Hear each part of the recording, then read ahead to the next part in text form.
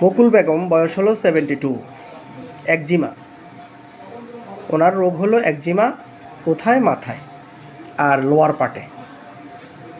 তো যারা নাকি আমার ফেসবুক আইডির সাথে যুক্ত আছেন বা ইউটিউবে যুক্ত আছেন, বিশেষ করে আমার ডাক্তার বন্ধুরা যারা, তাদেরকে দেখানোর জন্য এবং সাধারণ জনগণ তারা বোঝার জন্য। এখানে সমস্যাটা কি? এই যে আমার পেশেন্ট, ওনার চেহারাটা আমি নিচ্ছি না, তো উনি যা আছেন সেটা আমি দেখাচ্ছি শুধুমাত্র। তো একজিমা দীর্ঘ প্রায় 1 বছর ধরে উনি অনেক অনেক ট্রিটমেন্ট করছেন, মডার্ন ট্রিটমেন্ট অনেক করছেন, অয়েন্টমেন্ট অনেক ইউজ করছেন, কিন্তু আসলে রোগটা সারে নাই। যাই হোক, আমার শরণাপন্ন হলেন। তো এখন আমাকে আমার হোমিওপ্যাথিক মতে চিকিৎসা করতে হবে।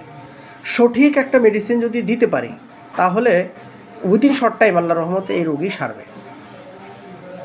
তাহলে আমরা কেস চেকিং করে দেখলাম ওনার মানে এসিআর hot, thirstless, desire for sweet and salt, aversion to fish and bathing, burning sole, হ্যাঁ, appetite diminished, suppression of skin disease, burning sole তো বললামই, বাইটিং পেইন, আর মানে অর্থাৎ ওখানে কামড়ানো মানে কামড় দেয় মতো করে একটা ব্যথা।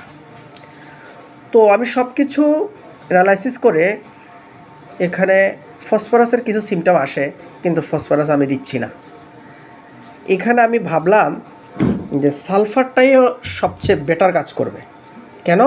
জ্বালা আছে, গরম বেশি, মিষ্টি বা সল্ট খেতে ভালোবাসে, ফিশ একদম ভালোবাসে না, অনেক বেশি পরিমাণে জ্বালা, অ্যান্ড প্রচুর পরিমাণে মলম দিচ্ছেন না এই সমস্ত জায়গা করতে? প্রায় 50-এর কম হইতো না। 50-এরও কম হবে না।